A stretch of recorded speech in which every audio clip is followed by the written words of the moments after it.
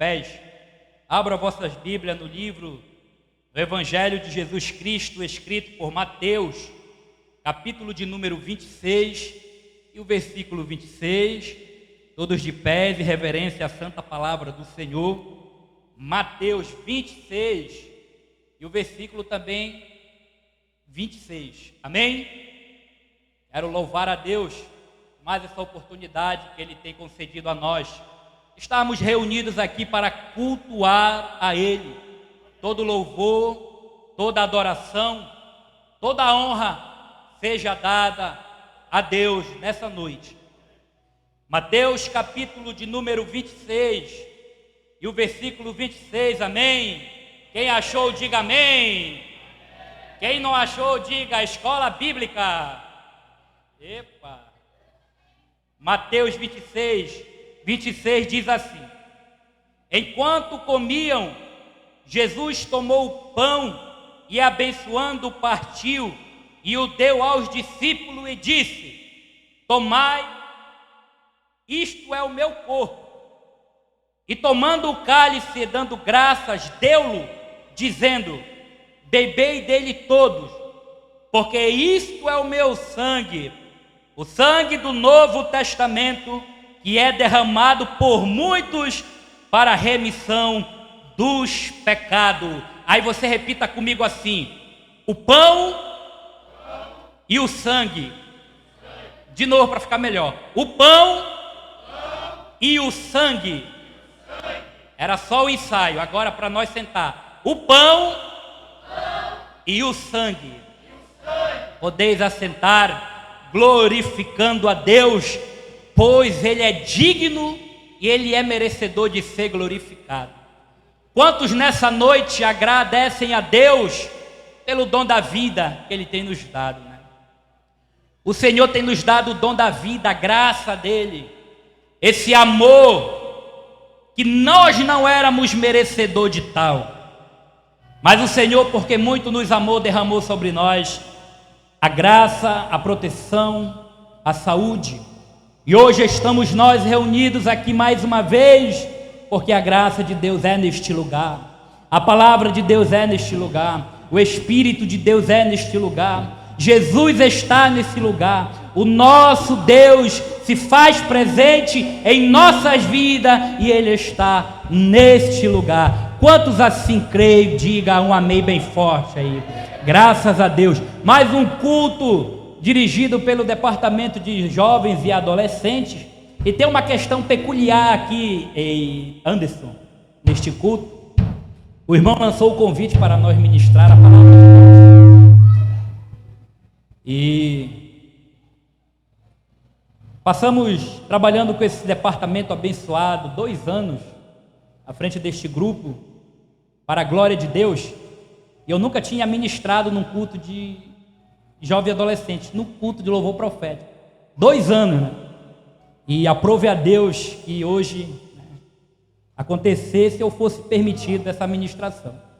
Então eu me sinto muito honrado e louvo primeiramente ao meu Deus e depois agradeço a todos vocês e a essa mocidade abençoada, pois sabemos que daqui a mais ou menos um mês, né, vamos estar aí em um culto, num pré-congresso, e eu sei que Deus fará coisas maravilhosas aqui neste recinto, aqui nesta congregação, com esta amada igreja, amém? O texto qual nós lemos, eu prometo que eu vou ser bem breve nesta palavra, mas eu tenho a certeza que todos nós vamos sair daqui alimentados pela palavra de Deus. O texto qual nós lemos, que fala acerca da última ceia, ou da última Páscoa em que Jesus se alimentou com o seu discípulo.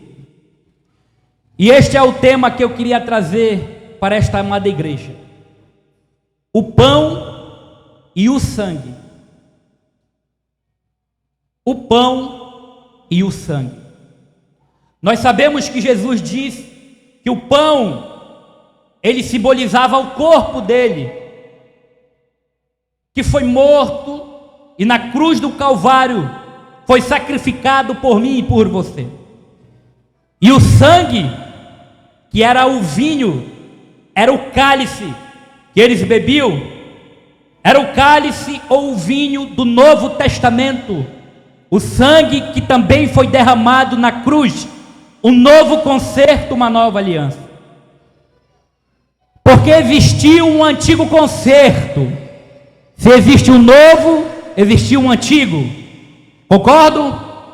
Repita comigo: o antigo concerto, uma nova aliança.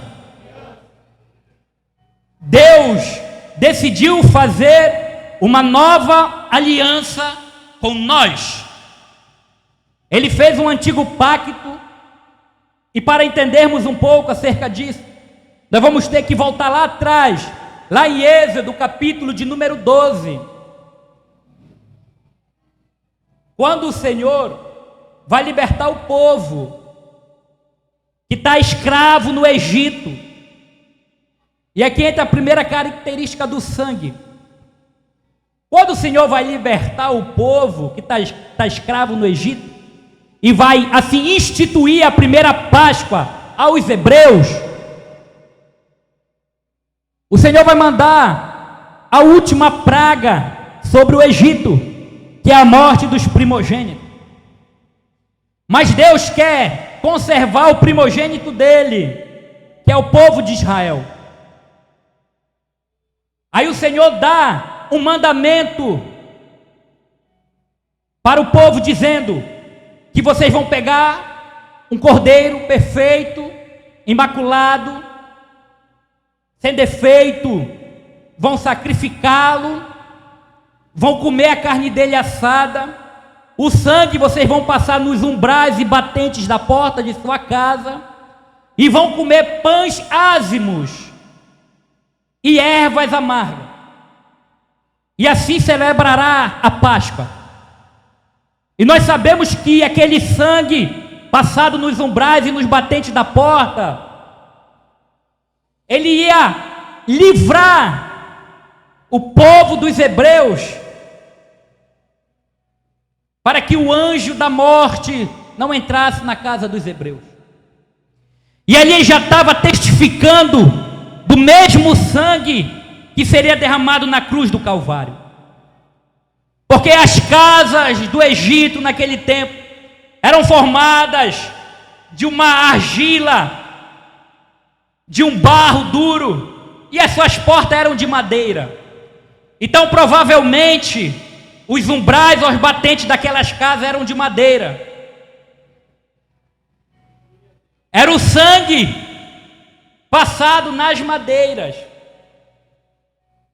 Aí o Senhor dá um mandamento: olha, vocês vão pegar o cordeiro, o sangue vocês vão passar, aí o anjo da morte não vai entrar na casa de vocês. Aleluia! Aí pode vir um abençoado e perguntar: mas Deus não tem poder? Era só para ele ter colocado as suas mãos, estendido suas mãos e livrado os filhos de Israel, ter matado só os egípcios. Mas por que Deus mandou passar? Primeiro, porque ele estava tipificando a Cristo no Calvário, e segundo, porque ele precisava criar em nós este sentimento de que todas as vezes que nós ouvirmos e obedecer o que Jesus, o que Deus nos ensina, nós vamos viver. Eu repito isso daqui: todas as vezes em que nós obedecermos a palavra de Deus, é sinal de vida, é sinal de bênçãos. Por quê, irmão John? Porque tem muitos aí que estão morrendo, porque não estão mais obedecendo a palavra de Deus. Tem muitos que estão morrendo espiritualmente, estão deixando de serem abençoados, porque nunca mais obedeceram a palavra de Deus. Meu Deus, as crianças estão uma bênção. Segura ele, Jesus. Mas Deus criara dentro de nós um sentimento. Olha, povo de Israel, olha, minha igreja, se todas as vezes que vocês obedecerem o meu mandamento, é sinal de vida, de vida, de vida, de vida, de vida, de vida. Eu vou repetir isso aqui. Todas as vezes em que eu obedecer o que o Senhor tem nos ensinado, é sinal de vida, de vida e de vida. Se lá em casa tem um sinal de morte, alguma coisa está acontecendo e eu não estou obedecendo esta palavra. Eu vou repetir isso aqui é forte, vai doer, mas vai sarar. Se lá em casa tem sinal de morte, se lá no meu trabalho tem sinal de não bênçãos, se eu estou sendo privado das bênçãos do Senhor, é porque tem alguma coisa acontecendo, eu não estou obedecendo a palavra de Deus. Porque obedecer a palavra do Senhor é sinal de vida, de vida, de vida. Quando você obedece a palavra do Senhor, é sinal de vida. O povo de Israel estava dentro do Egito, os primogênitos estavam dentro do Egito. O anjo passou, matou os primogênitos do Egito, matou o gado, matou a ovelha, matou o carneiro, matou todos os primogênitos, mas o de Israel ficou vivo. Por quê? Porque quem obedece a palavra do Senhor tem vida, tem vida, tem vida, tem vida, tem vida, tem vida. Quantos tem vida aí? Porque obedece a palavra de Deus. Aí o Senhor precisava criar isso dentro de nós. Ele precisava criar esse sentimento. Todas as vezes, meu filho, todas as vezes, Anderson, todas as vezes, Nicodemos, que vocês obedecerem a minha palavra, é sinal de vida para vocês.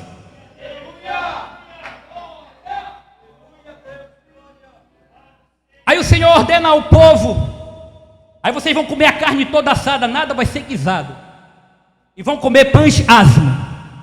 Eu entro na outra parte da ministração. O sangue foi aspergido na porta e nos umbrais. Aí o Senhor manda ele comer pães ázimos e ervas amargas. Sinceramente, não quero me prender nessas ervas, mas eu quero dizer dos pães ázimos. Pães asmos ou ázimos, que é o pão sem fermento, é o próprio Jesus Cristo, que é o pão sem fermento. Por quê?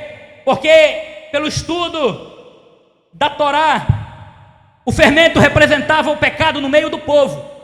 Então no tempo da Páscoa, eles tinham que comer o pão sem fermento, aquele pão murchinho mesmo. Quando era colocado o fermento, o pão tufava, porque essa é a característica do fermento.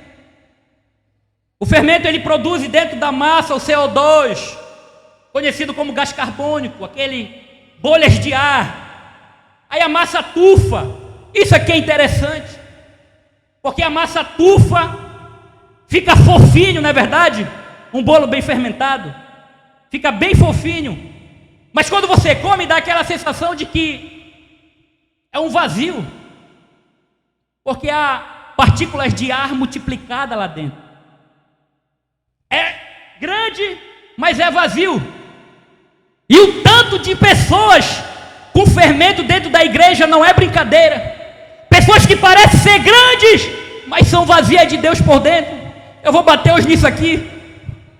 Existem pessoas que parecem ser grandes de Deus, mas é igual fermento, está vazio por dentro, está grande por fora, mas por dentro está faltando Jesus. Aí o Senhor vai falar: eu sou o pão sem fermento, vocês vão comer pães ázimos. Aquele pãozinho que ele repartiu na última ceia. E ele disse: e não comerás de novo, até que comereis comigo no dia da grande ceia com o Senhor. O Senhor fez-nos olhar para trás, para entender que lá no começo, na saída dos filhos de Israel do Egito, ele inicia a Páscoa, inicia todo este mandamento. Aí ele se reúne com os seus discípulos e diz que ele vai morrer. Agora eu vou morrer para que vocês, para que nós tenhamos vida, porque é necessário que eu morresse, porque a antiga aliança já não estava mais dando conta do pecado. Matava um boi aqui, matava um cabrito, sacrificava, mas aquele sangue não podia cobrir o pecado. O que aconteceu lá atrás foi uma cobertura de Deus, porque a palavra Páscoa, ela vem do grego passar, pascha, que quer dizer passar ou sobrepor. Praticamente Deus passou de cima aleluia, do povo de Israel a morte? Quantos creem que Deus tem passado de cima da igreja dele a morte? Quantos creem que Deus tem passado de cima da igreja dele a enfermidade? Quantos creem que Deus tem passado de cima de muitas casas a briga, a contenda, o desfalecimento? Passar de cima. Eu creio nisso. Às vezes as setas vêm para pegar algum de nós, irmão, isso aqui é muito verdade. Mas aí quando ela chega perto de nós, há um general, há um soldado de guerra chamado Emanuel Rocha, Jesus de Nazaré, que está ao seu lado para te proteger. Às vezes a morte para na frente, para atrás, para no lado, mas não chega na nossa casa. Por quê? Porque Jesus está no controle dela e passa sobre a nossa casa todo mal. Quantos creem nesta palavra? É passar, literalmente passar. Aí o Senhor manda os discípulos olharem para trás, e aquele sangue não podia mais proteger vocês, agora tinha que derramar um novo sangue. E lá vai o Cordeiro de Deus, que tira o pecado do mundo. Eu vou morrer por vocês, não vou comer com vocês mais aqui agora, mas na próxima ceia lá nos céus, que um dia eu e você vamos participar junto com ele. Aí ele morre, e ele deixa essa esperança: hoje vocês comem comigo, mas vocês só vão comer daqui agora na próxima ceia. Não é somente aquela ceia que nós participamos 2 vezes por mês, aquela simbologia, mas ele estava falando da ceia lá nos céus, na Nova Jerusalém, no banquete em que eu e você vamos estar sentados na mesa junto com o Senhor Jesus. Sabe o Cordeiro que morreu na cruz do Calvário por mim e por você? Ele vai estar de frente a frente, olhando para você e dizendo: seja bem-vindo, bendito de meu Pai. Aí o Senhor acende em nossas vidas uma esperança. Aí aqui eu entendo esses 3 períodos do Senhor. Jesus é maravilhoso. Ele manda nós olhar para o passado. Lá no passado eu estava contigo, lá no passado eu livrei vocês. Ele olha para o presente, no presente eu estou convosco, e ele dá uma esperança para o futuro, e logo, logo ele voltará. Essa é a esperança da igreja, essa é a simbologia do sangue e do pão. Ele era ontem, ele é hoje e ele sempre será. Jesus curava lá no passado, Jesus libertava no passado, Jesus nos deu vida, Jesus nos livrou no passado, nos tirou do pecado, agora ele nos trouxe para cá. Ele está agindo, aleluia, ele está agindo, e ele diz: em breve, breve eu estarei com vocês face a face, no dia do arrebatamento da igreja. Ontem Jesus estava, hoje Jesus está, e logo logo nós vamos estar lá com eles. Quantos creem nesta palavra? O passado, Jesus deu redenção por ti. No presente, Jesus, ele é a redenção por nós, e no futuro ele é Jesus. Convido a igreja a ficar de pé. Me ajuda aí, banda, que nós já vamos encerrar. Meu Deus. Ele estava no passado, ele está presente, e ele é o amanhã. Neste ato dele, ele deixou isso bem claro para todos nós.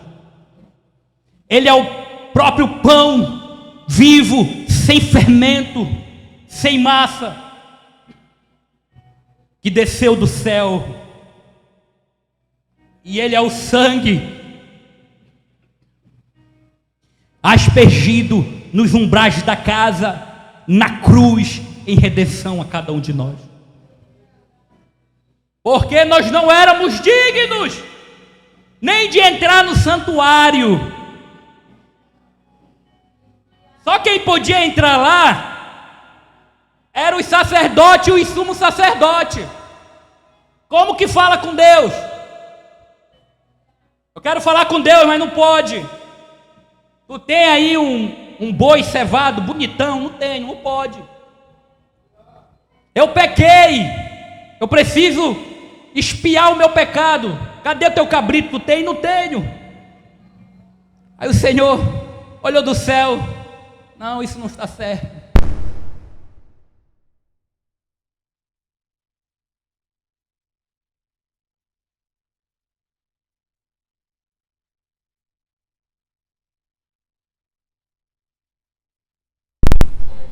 Ele é o sumo sacerdote, segundo a ordem de Melquisedeque. Sumo sacerdote. Eu e você, através de Jesus, temos agora a liberdade de entrar na presença de Deus. Sabe por que Deus está aqui? Não é porque a igreja é bonita, não é porque nós estamos trajados com as excelentes roupas, ou muito menos porque nós temos os melhores qualidades de som, de ventilador. Não. Deus está aqui porque Ele decidiu nos amar. Ele nos amou primeiro. Ronald, antes de tu escolher Deus, Deus já tinha te escolhido há muito tempo. Antes de vocês escolherem a Deus, Deus já tinha escolhido vocês. Agora eu quero fazer um convite aqui. Se porventura tiver alguém que está precisando de uma oração, irmão, eu percebi que eu não estava bem com Deus, você tem a liberdade para vir aqui na frente, pois eu acredito que estamos todos entre irmãos aqui.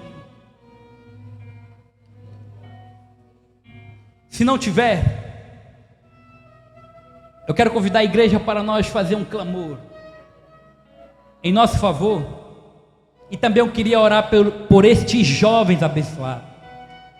Convido os jovens a virem aqui na frente, pois daqui a mais ou menos um mês vamos estar num pré-congresso, se Deus quiser. Mas a vontade do inimigo é que eles não estejam aqui, mas eles vão estar, sabe por quê? Porque Deus escolheu eles primeiro e foi mortificado na cruz do Calvário e derramou seu sangue por nós.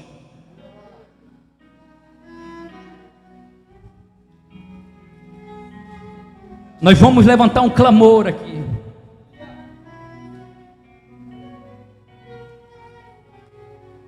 Para que Deus cuide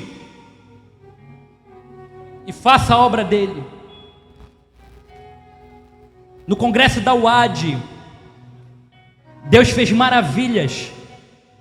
Batizou adolescentes, salvou, renovou. Só que aí neste momento, por falta de algumas vigilância,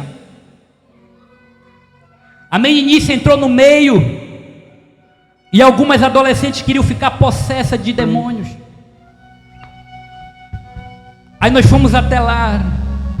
Eu quero dizer isso aqui para a igreja, para vocês que vão se preparar para um congresso. Às vezes o inimigo ele entra e uma pessoa, às vezes um pouco de fermento na massa, ela quer contaminar a massa toda. E nós oramos. Coloquei a mão na cabeça da menina e eu disse: se é de Deus, fica. Mas se não é, está repreendido em nome de Jesus. A menina quietou no banco. Porque o inimigo ele tenta plantar no meio da massa que não está com fermento, ele tenta colocar fermento. Mas tenha certeza que não é o caso daqui.